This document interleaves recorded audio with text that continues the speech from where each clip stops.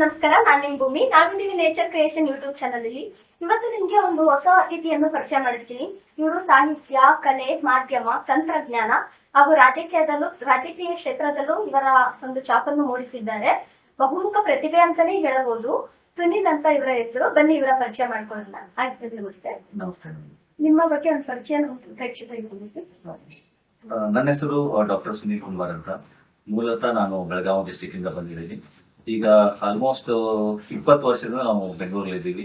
So ಬೇರೆ ಬೇರೆ ವಿಭಾಗಗಳಲ್ಲಿ ನಾನು ಕೆಲಸ ಮಾಡಿದ್ದೀನಿ. ಒಂದು 20 years ನಾನು ಆಲ್ಮೋಸ್ಟ್ ಲಾರ್ಜ್ ಕಾರ್ಪೊರೇಟ್ ಕಂಪನಿಗೆ IT ಕ್ಷೇತ್ರದಲ್ಲಿ ವರ್ಕ್ ಮಾಡಿದ್ದೀನಿ. ಅಂದ್ರೆ IBM, ಮೈಕ್ರೋಸಾಫ್ಟ್ ಸೀನಿಯರ್ ಹುದ್ದೆಗಳಲ್ಲಿ ನಾನು ಕೆಲಸ ಮಾಡಿ ತಂತ್ರಜ್ಞಾನ ಕ್ಷೇತ್ರದಲ್ಲಿ 20 ವರ್ಷ ಸೇವೆ ಸಲ್ಲಿಸಿದ ಮೇಲೆ ನಂದು ಮೀಡಿಯಾ ಮತ್ತೆ ಎಂಟರ್ಟೈನ್ಮೆಂಟ್ ಆಸಕ್ತಿ ಜಾಸ್ತಿ ಇತ್ತು. ಹಾಗಾಗಿ ನಾನು ಫಿಲ್ಮ್ ಇಂಡಸ್ಟ್ರಿಗೆ ಬಂದೆ.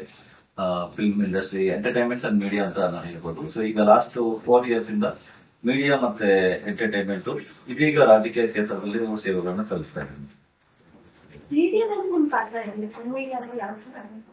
ನನಗೆ ನ್ಯೂಸ್ ಚಾನೆಲ್ ಬಗ್ಗೆ ಅಥವಾ ರಿಪೋರ್ಟಿಂಗ್, ಹೊಸ ಹೊಸ ವಿಷಯಗಳ ಬಗ್ಗೆ ಜನರಿಗೆ ತಿಳಿಸೋದು, ಅರಿವುಗಳನ್ನ ಮೂಡಿಸೋದಾಗ್ಲಿ, ಅದ್ರ ಮೇಲೆ ಜಾಸ್ತಿ ಆಸಕ್ತಿ ಇತ್ತು. ಅಂದ್ರೆ ಅಲ್ಲ, ಎಂಟೈರ್ ಕರ್ನಾಟಕದಲ್ಲಿ ಆಗುವಂತ ಆಗುಗಳ ಬಗ್ಗೆ ಜನರಿಗೆ ಅರಿವು ಆಗ್ಲಿ, ಅದು ಮೂಡಿಸುವಂತ ಕಾರ್ಯಕ್ರಮ ಆಗಲಿ, ಅದನ್ನ ಮಾಡೋದಂತ ಒಂದು ಆಸೆಯಿಂದ ನಾವು ಚಾನೆಲ್ಗಳನ್ನ ಸ್ಟಾರ್ಟ್ ಮಾಡಿದ್ವಿ.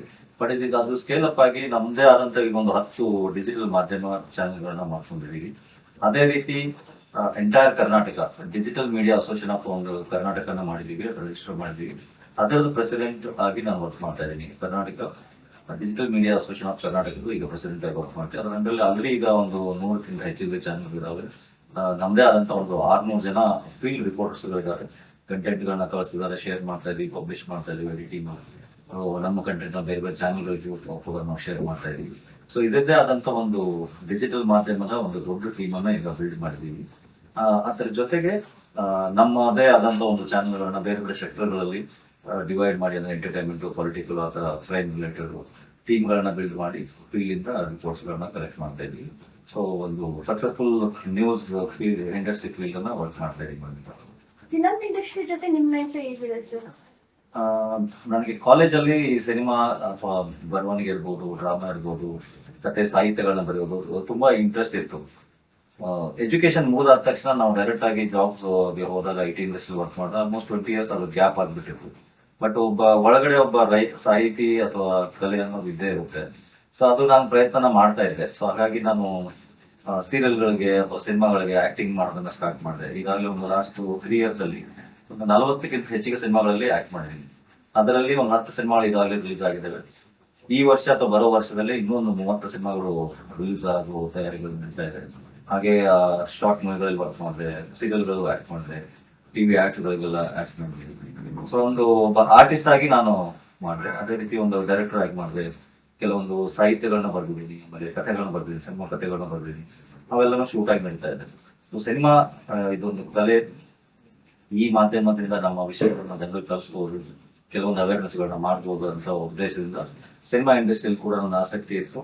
ಕಾಲೇಜ್ ಡೇಸ್ ಅಲ್ಲಿ ಇದ್ದದ್ದು 20 ವರ್ಷ ಗ್ಯಾಪ್ ಆದ್ಮೇಲೆ ಮತ್ತೆ ಅದನ್ನ ಮರುಜೀವ ಅದಕ್ಕೆ ಕೊಟ್ಟು ಅದರಲ್ಲಿ ಸಾಧ್ಯ ಆದಷ್ಟು ನಾವು ಶ್ರಮ ಪಟ್ಟು ಇವತ್ತು ಸಿನಿಮಾ ನಿರ್ಮಾಣ ಮಾಡೋದಿರ್ಬೋದು, ಸಿನಿಮಾ ಡಿಸ್ಟ್ರಿಬ್ಯೂಷನ್ ಇರ್ಬೋದು, ಸಿನಿಮಾ ರಿಲೇಟೆಡ್ ಪಬ್ಲಿಸಿಟಿ ಪ್ರಮೋಷನ್ ಮಾಡ್ಬೋದು, ಸಿನಿಮಾಗೆ ಸಂಬಂಧಪಟ್ಟ ಎಲ್ಲಾ ವಿಭಾಗಗಳಲ್ಲಿ ನಾನು ಕೆಲಸ ಮಾಡ್ತಾ ಇದ್ದೀನಿ. ಮತ್ತೆ ನಮ್ಮ ಸಂಸ್ಥೆ ಕೂಡ ಅದಕ್ಕೆ ಬೇಕಾದಂತ ಸಹಾಯಗಳನ್ನು ಮಾಡ್ತಾ ಇದ್ದೀವಿ.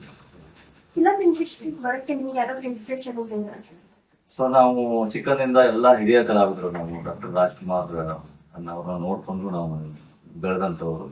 ಅವಾಗ ಅಂಬರೀಷ್ ಇರ್ಬೋದು, ವಿಷ್ಣುವರ್ಧನ್ ಇರ್ಬೋದು, ಪ್ರಭಾಕರ್ ಇರ್ಬೋದು, ಮುಂಚೆ ಹಲವು ಕಲಾವಿದರನ್ನ ನಾವು ಸ್ಕೂಲ್ ಡೇಸ್ ಅಲ್ಲಿ, ಕಾಲೇಜ್ ಡೇಸ್ ಅಲ್ಲಿ ನೋಡಿ. ಯಾಕಂದ್ರೆ ಸಿನಿಮಾ ಅದು ಮಾಧ್ಯಮ ತುಂಬಾ ಹೈ ಇಂಪ್ಯಾಕ್ಟ್ ಮಾಧ್ಯಮ. ಸೊ ಆವಾಗ್ಲೇ ನಮ್ಗೆ ಅನಿಸ್ತಾ ಇತ್ತು, ಇದು ಒಂದು ನಾವು ಎಷ್ಟೇ ಬುಕ್ ಓದಿದ್ರು ಸಹ ಒಂದು 2 hour ಕಂಟೆಂಟ್ ಅಲ್ಲಿ ನಮ್ಗೆ ಎಷ್ಟೊಂದು ಮನಸ್ಸಲ್ಲಿ ಓದ್ಬೇಕಂದ್ರೆ ಈಗಲೂ ಸಹ ಯಾವ್ದೋ ಒಂದು ಸಿನಿಮಾ ಅಂತ ನೆನಪೋದಾಗ ಅಲ್ಲಿ ಬರುವಂತ ಕ್ಯಾರೆಕ್ಟರ್ ಸನ್ನಿವೇಶಗಳು ನೆನಪು ಬರ್ತಾ ಇರ್ತವೆ.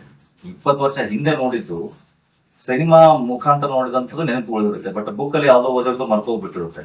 ಸೊ ಇದು ಇಷ್ಟೊಂದು ಇಂಪ್ಯಾಕ್ಟ್ಫುಲ್ ಇಂಡಸ್ಟ್ರಿ ಇದೆ, ಇದು ಮಾಧ್ಯಮ ಇದೆ ಅಂತ ಅಂದಾಗ, ಸೊ ಅದನ್ನ ನಾವು ಯಾಕೆ ಅದನ್ನ ಮಾಡಬಾರ್ದು? ನಾವು ಹೊಸ ಪ್ರತಿಭೆಗಳಿಗೆ ಅವಕಾಶಗಳನ್ನು ಕೊಡ್ಬೋದು, ಹೊಸ ಹೊಸ ಟ್ಯಾಲೆಂಟ್ ಗಳಿಗೆ, ಆರ್ಟಿಸ್ಟ್ ಇರ್ಬೋದು, ರೈಟರ್ಸ್ ಇರ್ಬೋದು, ಮ್ಯೂಸಿಕ್ ಇರ್ಬೋದು, ಎಲ್ಲಾ ಫೀಲ್ಡ್ ಅಲ್ಲಿ ವರ್ಕ್ ಮಾಡೋರಿಗೆ ನಾವು ಒಂದು ಅವಕಾಶಗಳನ್ನ ಕ್ರಿಯೇಟ್ ಮಾಡ್ಬೋದು ಅಂತ ಹೇಳಿ ನಮ್ದೇ ಆದಂತ DSK cinema film production start ಮಾಡಿ ಫಿಲ್ಮ್ ಪ್ರೊಡಕ್ಷನ್ ಗಳನ್ನ ಮಾಡಕ್ ಸ್ಟಾರ್ಟ್ ಮಾಡಿದ್ವಿ. ಸೊ ಅದರಲ್ಲಿ ಆಲ್ಮೋಸ್ಟ್ ಈಗ ಒಂದು 800ಗಿಂತ ಹೆಚ್ಚಿಗೆ ನಾವು ಹೊಸ ಕಲಾವಿದರನ್ನ ಇಂಟ್ರೊಡ್ಯೂಸ್ ಮಾಡಿದ್ವಿ ಇಂಡಸ್ಟ್ರಿಗೆ. ಸೊ ಅದೊಂದು ಖುಷಿ ಆಗುತ್ತೆ ಹೊಸ ಹೊಸ ಟೀಮ್ ವರ್ಕ್ ಮಾಡುವಾಗ.